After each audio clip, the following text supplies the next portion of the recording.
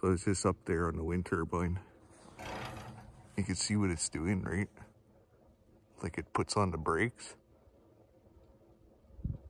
Then after that big windstorm, it was just sitting there like it was like had the brake on all the time, and I turned the brake off and it wouldn't do anything. It would just keep turning slowly, right?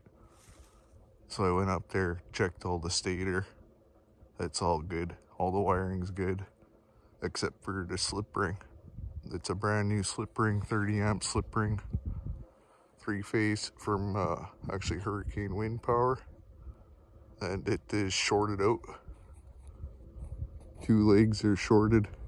The only way I got it to move is I gave the prop a big spin and it got rid of the short.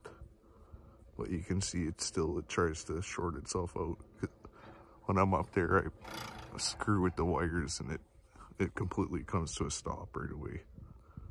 So yeah, looks like that big wind took out that slip ring.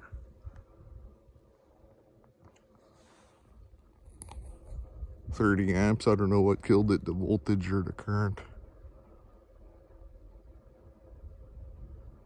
But yeah, I'll have to take it down and change it.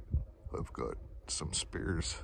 I've also got the double wire slip rings with 6 wires, so I guess I'll have to try that one, because this one didn't even last 2 weeks. 3 weeks, I think it might have been up. From the day I put it up, that slip ring was brand new on that video. But oh well, gotta do some maintenance on it anyways, so I'll take it down and do a few things to it. Thanks for watching, guys.